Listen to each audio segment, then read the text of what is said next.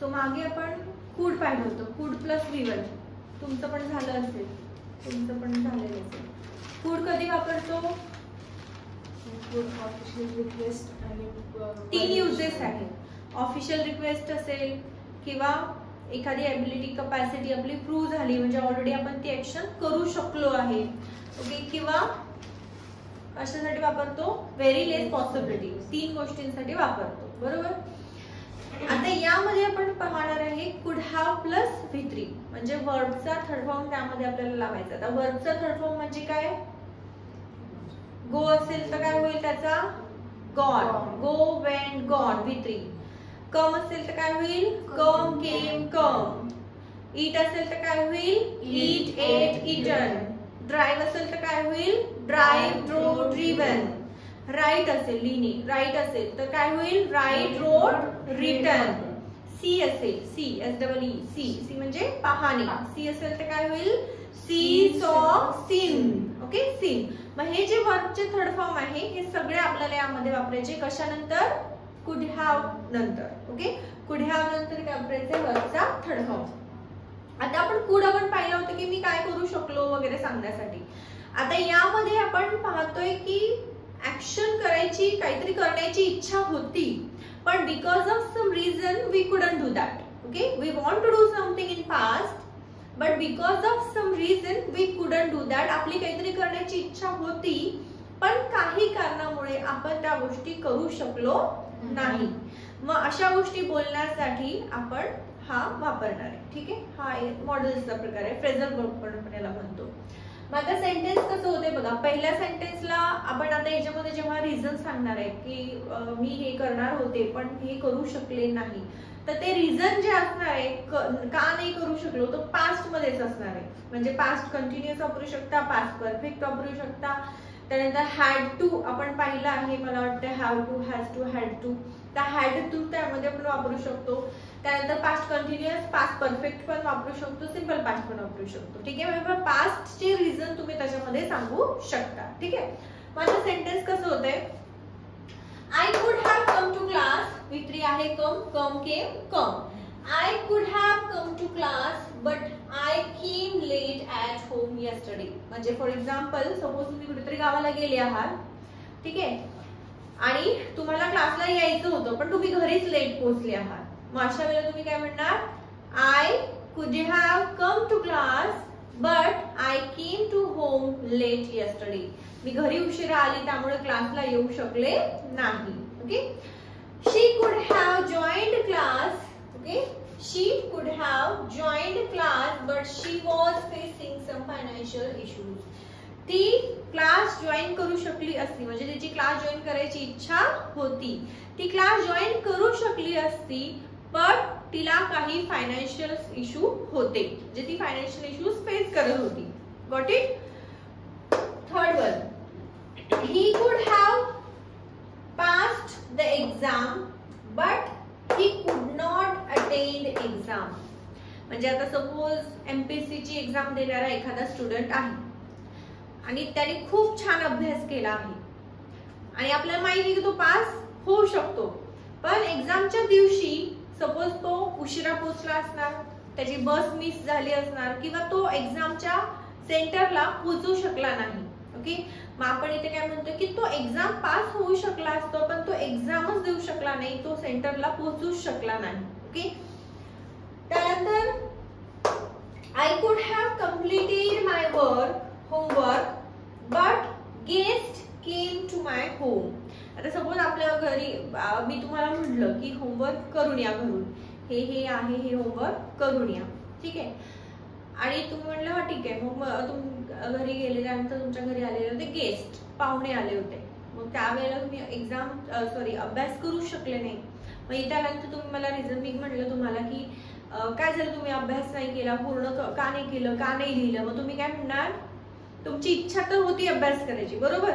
मग त्यावेळेला तुम्ही काही रिझन्स मुळे ते करू शकले नाही. मग त्यावेळेला कसं म्हणणार, I could have completed my homework. म्हणजे मला तुम्ही रिझन सांगताय की I could have completed my homework म्हणजे काय, मी माझं होमवर्क करू शकलो असतो पण माझ्या घरी पाहुणे आले होते, but guest came to my home. ठीक आहे, म्हणजे यामध्ये आपली इच्छा असते काही करण्याची इच्छा असते, पण आपण काही रिझन्समुळे काही कारणांमुळे त्या गोष्टी करू शकत नाही. शुड कधी वापरतो आपण? एखाद्या व्यक्तीला प्रेझेंट मध्ये किंवा फ्युचर साठी ऍडवाइस द्यायची असेल तर. ओके, म्हणजे कसं म्हणतो आपण, तू असं करायला पाहिजे, तू रोज अभ्यास करायला पाहिजे, तू रोज क्लासला वेळेवर यायला पाहिजे, रोज एक्सरसाइज करायला पाहिजे, नेहमी हेल्दी फूड खायला पाहिजे. मग असे ऍडवाइस देण्यासाठी आपण वापरतो शुड. पण आता या ठिकाणी आपण बघणार आहोत शुड हॅव प्लस V3.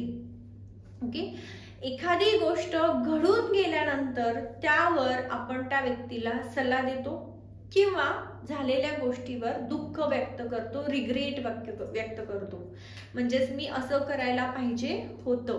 आपल्याला असं जर म्हणायचं असेल, मी असं करायला पाहिजे होतं, तसं करायला पाहिजे होतं, मी आधीच क्लास जॉईन करायला पाहिजे होता. फॉर एक्झाम्पल, सपोज तुम्ही इंटरव्ह्यू दिलाय, एखाद्या कंपनीमध्ये तुम्ही इंटरव्ह्यू दिलाय, पण तुमचा इंटरव्ह्यू चांगला गेला नाही किंवा तुम्ही इंटरव्ह्यू मध्ये बोलू शकले नाही, कारण की तुम्ही प्रिपेअर केलेलं नव्हतं, अभ्यास केलेला नव्हता. मग इंटरव्ह्यू होऊन गेल्यानंतर, म्हणजे इंटरव्ह्यू झालाय तुमचा, आणि त्यानंतर मग तुम्ही काय म्हणणार की अरे मी आधी इंटरव्ह्यूची तयारी करायला पाहिजे होती. मग कसं म्हणणार, I should have prepared before interview. मी इंटरव्ह्यूच्या आधी तयारी करायला पाहिजे होती. ठीक आहे, म्हणजेच यामध्ये आपण काय वापरतोय तर शुड हॅव प्लस वर्बचा थर्ड फॉर्म. आता V3 तुम्हाला लक्षात आलेला आहे.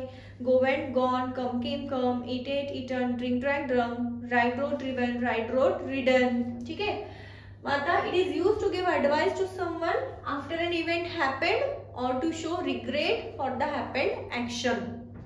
म्हणजे घडलेल्या गोष्टीवर तुम्ही काय व्यक्त करताय, रिग्रेट व्यक्त करताय की मी असं करायला पाहिजे होतं. ठीक आहे, सो आता इथे सेंटेन्सेस बघा. आता बऱ्याचदा आपल्याला वाटतं की नाही की आपण लहानपणीच इंग्लिश शिकून घ्यायला पाहिजे होतं, मी आधी अभ्यास करायला पाहिजे होता. मग कसं म्हणणार, आय शुड हॅव स्टडीड किंवा I should have joined class earlier. मी आधी क्लास जॉईन करायला पाहिजे होता.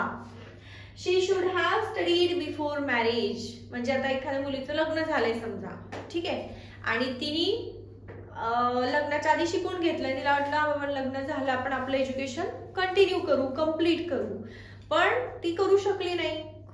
अभ्यास करता येत नाही, घरचे कामं असतात, लोड असतो, ओके, रिस्पॉन्सिबिलिटीज असतात. मग अशा वेळेला आपण काय म्हणतो, तिने लग्नाच्या आधीच शिकून घ्यायला पाहिजे होतं, म्हणजेच अभ्यास करून घ्यायला पाहिजे होता. अर्थ काय होईल, सेंटेन्स काय होईल, शी शुड हॅव स्टडीचा काय होईल, studied. She should have studied before marriage. Okay, त्यानंतर he should have attended the function. समजा फॉर एक्झाम्पल एखादं मॅरेज फंक्शन आहे, सगळे रिलेटिव्ह आले, सगळे एकमेकांना भेटले, चांगला टाइम स्पेंड केला, जेवण पण छान होतं, लग्न खूप छान झालं, पण तुमच्या फॅमिली मधला एखादा मेंबर गेला नाही. मग आपण काय म्हणतो, तू लग्नाला यायला पाहिजे होतं, तू फंक्शनला यायला पाहिजे होतं, किंवा आपण म्हणतो की त्याने फंक्शनला यायला पाहिजे होतं. ही शुड हॅव अटेंडेड फंक्शन. त्याने फंक्शन अटेंड करायला पाहिजे होतं. त्यानंतर Ram should have eaten healthy food. समजा एखादा व्यक्ती आहे, राम आहे त्याचं नाव, तो आजारी पडलाय, त्याला सारखंच काही ना काही होतं, इम्युनिटी खूप कमी झाली आहे, ब्लड नाही शरीरामध्ये, रक्त कमी झालंय. मग आपण काय म्हणतो, त्याने हेल्दी फूड खायला पाहिजे होतं. आता तो ऍडमिट झालेला आहे, फॉर एक्झाम्पल दवाखान्यामध्ये तो ऍडमिट झालेला आहे, मग अशा वेळेला आपण काय म्हणतो की याने हेल्दी फूड खायला पाहिजे होतं, right. So he should have eaten healthy food. त्यानंतर आता समजा मी आयफोन घेतलेला आहे, ठीक आहे, मी आयफोन घेतलाय, बट आयफोन मधले फीचर्स पेक्षा सॅमसंगचे फीचर्स जास्त छान आहेत असं मला वाटतं. मग मी स्वतः आयफोन ऑलरेडी मी काय केलंय, विकत घेतलेला आहे, पण मला आता घ्यायची इच्छा होती सॅमसंग. मग मी काय म्हणते की मी आयफोनच्या ऐवजी सॅमसंग घ्यायला पाहिजे होता. I should have bought Samsung instead of iPhone. Instead of म्हणजे काय, च्या ऐवजी.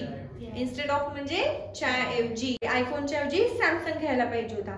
जुन्या कारच्या ऐवजी नवीन कार घ्यायला पाहिजे होती. कसं म्हणणार, bought instead instead of old car. ठीक आहे, गुड.